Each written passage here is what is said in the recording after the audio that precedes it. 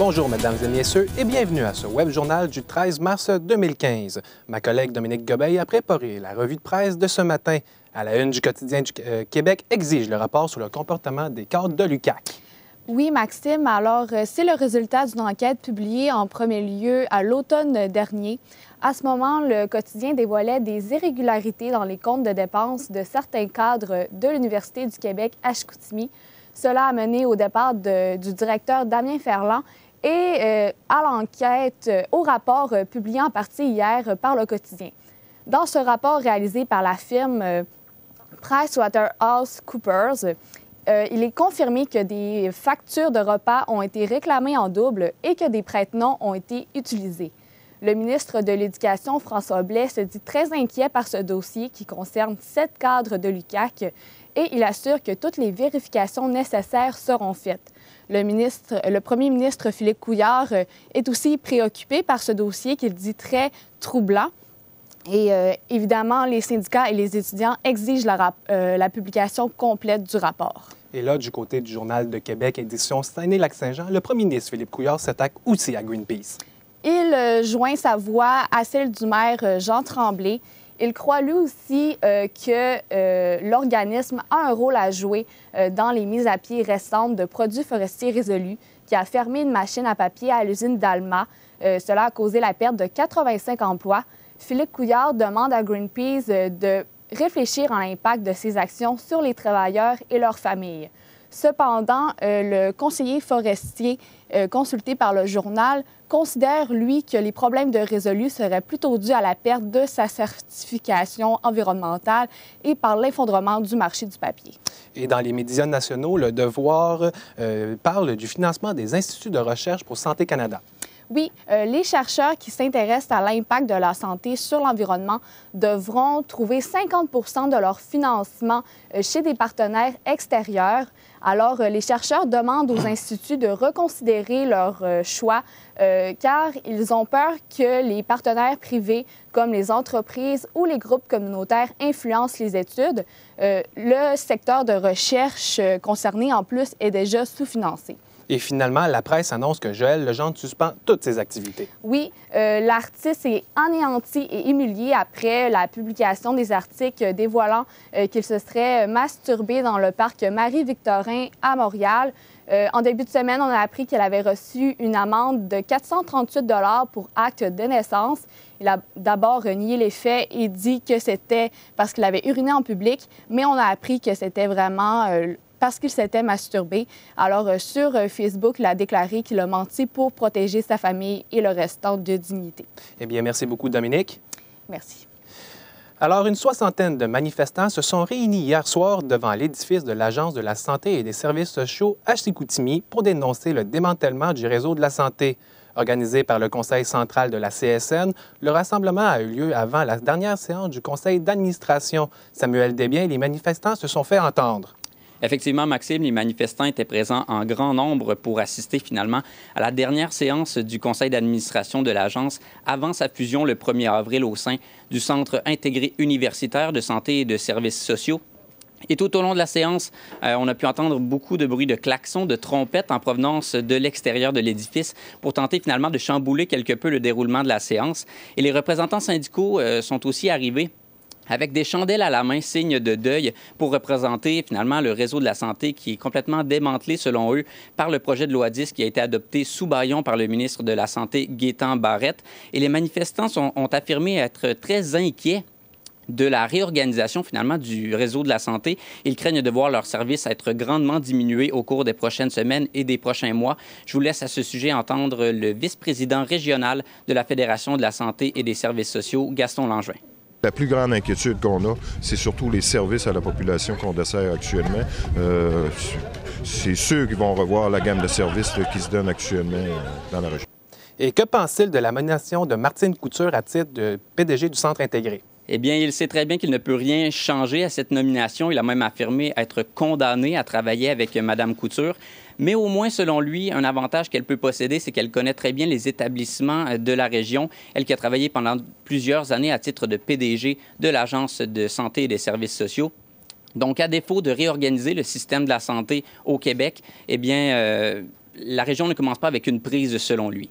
Et rapidement, de son côté, Martine Couture aura du pain sur la planche pour répondre aux préoccupations de la population. Oui, elle aura beaucoup de travail, une charge très chargée finalement pour répondre aux nombreuses craintes, aux nombreux questionnements et préoccupations de la population. Et justement, à cet effet, plusieurs questions ont été posées à la fin de la séance du conseil d'administration hier soir à propos des services qui seront offerts sous la nouvelle administration.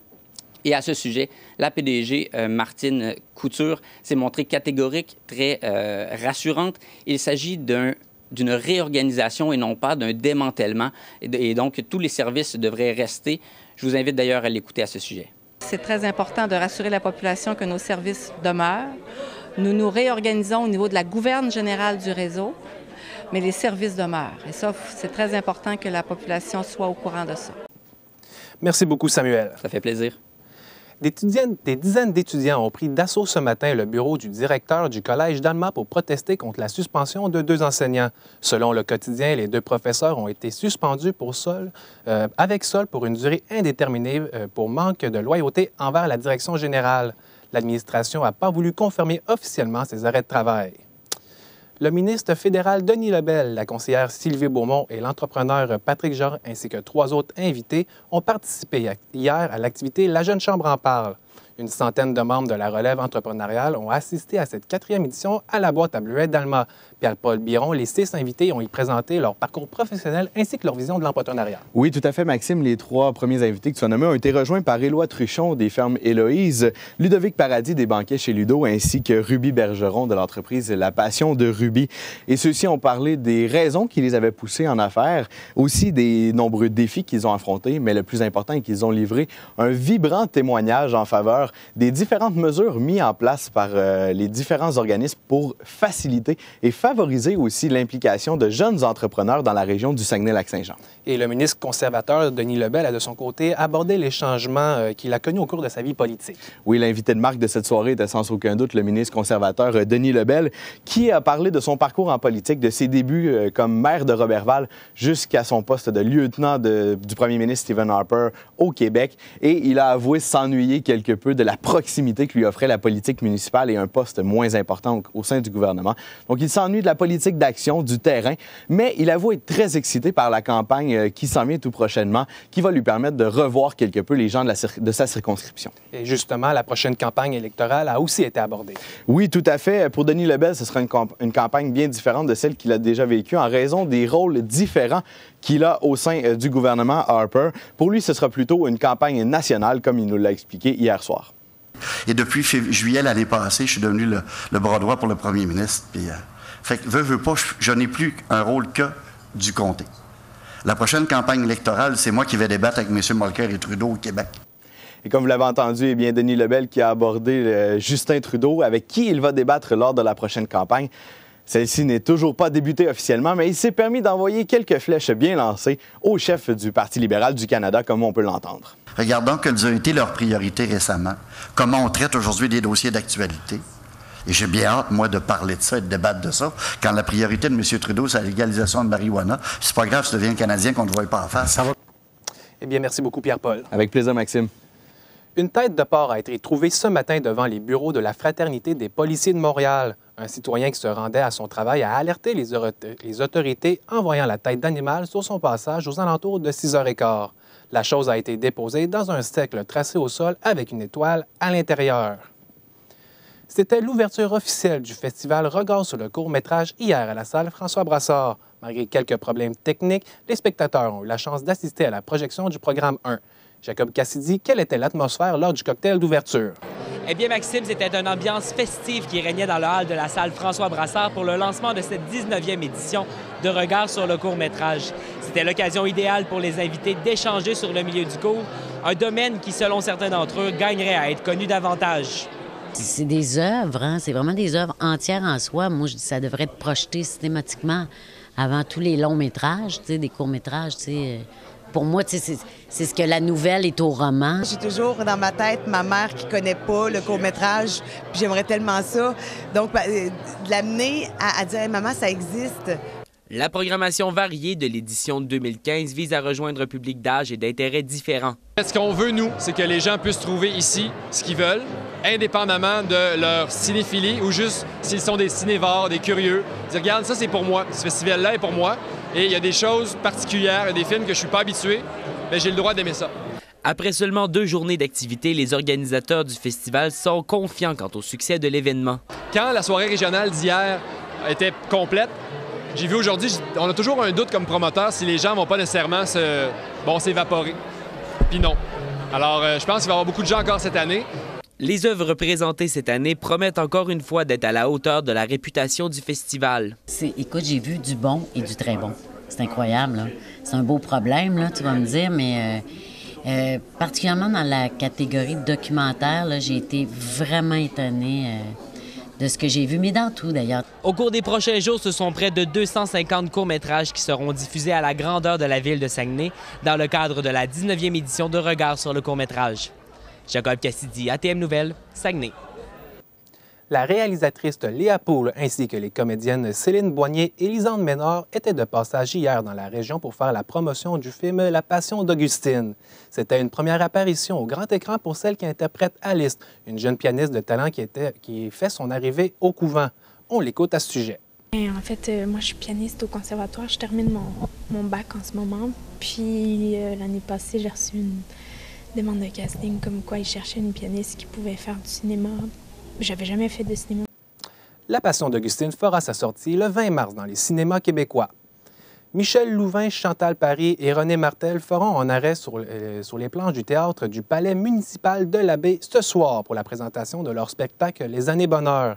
Plusieurs artistes invités se joindront au trio pour interpréter leurs chansons à succès des années 60 et 70. L'animation de la soirée sera assurée par la sœur Angèle. Au sport, la course à obstacles, l'Ultime Challenge, se transportera à Québec au domaine Mézeray. Cette épreuve s'ajoutera à celle de Chicoutimi qui aura lieu à la fin de l'été. Le succès de la première course l'an dernier a eu des échos partout au Québec. Les organisateurs ajouteront aussi cette année un parcours spécial d'1 kilomètre pour les enfants de 5 à 10 ans. À sa première édition, elle a accueilli plus de 800 coureurs pour amasser des fonds contre la fibrose kystique. C'est ce soir que les Marquis de Jonquière débutent les séries éliminatoires au Palais des Sports de Jonquière en accueillant les Prédateurs de Laval. Les Jonquièrois tenteront de marquer l'histoire en remportant pour une 3e année consécutive le titre de la Ligue nord-américaine de hockey. La série 4 de 7 se déplacera ensuite au domicile des Lavallois pour la 2e rencontre qui aura lieu dimanche. Et c'est ce qui conclut notre web journal d'aujourd'hui. Merci d'avoir été des nôtres. À la semaine prochaine.